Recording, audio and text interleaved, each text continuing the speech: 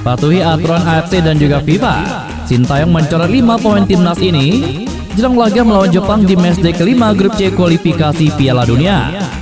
Untuk menghadapi dua laga besar tersebut, Sintayong memanggil 28 nama termasuk pemain anyar Kevin Dix. Namun ketika memasuki pertandingan, Sintayong hanya boleh mendaftarkan 23 nama untuk dimasukkan ke dalam daftar susunan pemain. Alhasil pelatih 54 tahun itu harus mencoret 5 nama yang ada di skuad timnas Indonesia saat ini. Beberapa nama yang berpotensi dicoret Sintayong adalah Muhammad Ferrari, Yance Sayuri, Hoki Caraka, dan juga Egy Maulana Fikri.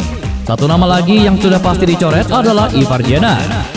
Ivar Jenner, gelandang 20 tahun ini dipastikan absen melawan Jepang karena harus menjalani sanksi akumulasi kartu. Pesepak bola milik Young Utrecht itu tetap dipanggil karena tenaganya dibutuhkan untuk laga melawan Arab Saudi. Harapannya, pemain-pemain yang nantinya dipilih Sintayong bisa mengeluarkan kemampuan terbaiknya. Timnas Indonesia membutuhkan hasil maksimal melawan Jepang demi membuka peluang lolos ke Piala Dunia 2026.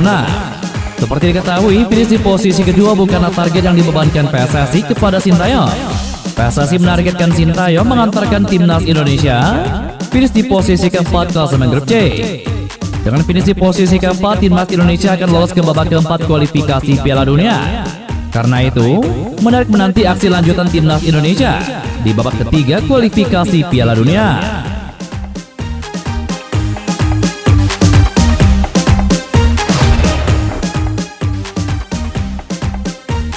Menjelang laga kualifikasi Piala Dunia 2026 melawan timnas Indonesia, Jepang nampaknya sedang menghadapi situasi sulit di sektor bek tengah. Media Jepang, Sponichi, mengungkapkan bahwa tim Samurai Biru mengalami krisis cedera di lini belakang, khususnya di posisi bek tengah yang bisa mempengaruhi kekuatan pertahanan mereka. Krisis ini diawali oleh cedera tendon Achilles yang dialami bek tengah andalan Jepang, yakni Shogo Taniguchi. Taniguchi yang merupakan pemain inti Jepang dan selalu tampil penuh dalam 4 laga putaran ketiga kualifikasi Piala Dunia, kini terpaksa keluar dari skuad. Pelatih timnas Jepang Hajime Moriyasu telah memanggil Hiroki Sekine dari Kawasaki Reysol sebagai penggantinya. Selain Taniguchi, 2 bek utama lainnya, yakni Takehiro Tomiyasu dari Arsenal dan Hiroki Ito dari Bayern Munich, juga absen karena cedera. Media Jepang tersebut menyoroti bahwa krisis ini memaksa Jepang mencari solusi di lini pertahanan. Meski Shogo Taniguchi adalah sosok kunci yang membantu pertahanan Jepang tampil solid, absennya beberapa pilar utama membuat pertahanan Jepang kehilangan keseimbangan. Kondisi ini diperparah oleh Kota Takai, bek tengah lainnya dari Kawasaki Frontale, yang kabarnya dalam kondisi buruk. Meskipun kekuatan lini belakang timnas Jepang sedang goyah, laga melawan timnas Indonesia tetap menjadi tantangan besar bagi skuad Garuda. Tim Samurai Biru tidak hanya kuat di sektor pertahanan, tetapi juga dikenal memiliki serangan yang tajam. Sehingga meski pertahanan mereka terganggu, Jepang tetap menjadi tim yang sulit untuk ditaklukkan. Duel di Stadion Utama Gelora Bung Karno ini akan menjadi ajang bagi timnas Indonesia untuk membuktikan kemampuan mereka, meski harus menghadapi tim dengan pengalaman tinggi dan juga kualitas bintang-bintang yang berlaga di klub-klub besar Eropa. Sandy Walsh telah tiba di Jakarta untuk bergabung dengan timnas Indonesia jelang laga kualifikasi Piala Dunia melawan Jepang dan juga Arab Saudi.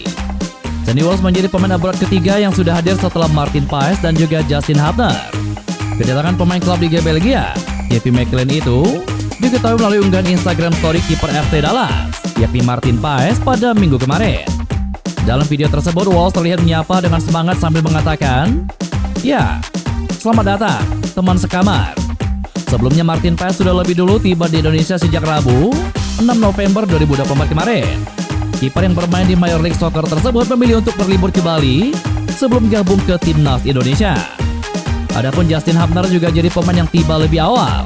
Hubner dan Paes bahkan sempat bertukar jersey klub masing-masing, dengan Paes memberikan jersey Dallas nomor 30 dan Hubner menyerahkan jersey Wolves bernomor 67. Kedatangan ketiga pemain ini menandai akan dimulainya pemusatan latihan timnas Indonesia dalam persiapan menghadapi 2 pertandingan krusial di putaran ketiga kualifikasi Piala Dunia. Selain nama Sandy Walsh yang telah tiba ke tanah air pada minggu kemarin, 2 nama punggawa timnas juga telah tiba di Indonesia. Ivar Jenner dan Marcelino Ferdinand telah tiba di hari yang sama, yakni pada minggu sore kemarin. Dengan kedatangan kedua pemain abroad ini, timnas Indonesia semakin lengkap jelang kualifikasi Piala Dunia. Namun timnas Indonesia tidak bisa berkumpul tepat waktu karena banyaknya pemain abroad yang masih harus membela klub masing-masing. Keduanya satu pesawat dalam perjalanan Dubai-Jakarta sehingga tiba di Bandara Soekarno-Hatta pada waktu yang bersamaan. Dengan kehadiran Ivar Jenner dan Marcelino Ferdinand, kini sudah ada 5 pemain abroad yang bergabung dengan timnas Indonesia. Selain itu, beberapa pemain pun sudah melaporkan tengah dalam perjalanan menuju ke Indonesia, seperti nama Rafael Rai yang baru menyelesaikan tugasnya bersama Brisbane Roar. Selain itu, kapten timnas Indonesia yakni JJ juga dikabarkan akan tiba di Indonesia hari ini. Tentu kedatangan para bintang skor Garuda ini telah dinanti oleh banyak fans timnas yang tidak sabar untuk melihat aksi Panji Garuda menghadapi King Asia, yakni timnas Jepang. Para pemain ini akan bergabung dengan pemain Liga 1 yang sudah berkumpul seperti Rizky Ridho yang sudah bergabung dengan Martin Paes. Dalam laga sengit di Liga Denmark, bek naturalisasi timnas Indonesia Kevin Dijk berhasil mencatatkan penampilan penuh saat Copenhagen bertandang ke markas AJ Everhus. Duel dua tim papan atas ini berakhir dengan skor imbang 1-1 pada Senin dini hari tadi. Bermain sejak menit awal sebagai bek kiri, Kevin Dijk menunjukkan performa solid sepanjang pertandingan. Kehadirannya di lini belakang Copenhagen semakin kokoh, terutama setelah resmi menjadi warga negara Indonesia pada Jumat lalu. Dengan pengalaman bermain di level tertinggi Eropa, Kevin Dijk diharapkan dapat menjadi tambahan kekuatan yang signifikan bagi timnas Indonesia. Pasalnya ia akan segera bergabung dengan skuad Garuda untuk menghadapi laga-laga krusial di babak kualifikasi Piala Dunia. Persaingan memperebutkan posisi di lini belakang timnas Indonesia dipastikan semakin sengit dengan kehadiran Kevin Dijk. Pemain yang biasa beroperasi sebagai bek tengah ini akan bersaing dengan sejumlah nama seperti JJ, Marcel Garz, Jordi Amat, Rizky Ridho, Muhammad Ferrari, dan juga Justin Hubner. Diharapkan Kevin Dijk dapat segera beradaptasi dan memberikan kontribusi terbaiknya bagi timnas Indonesia.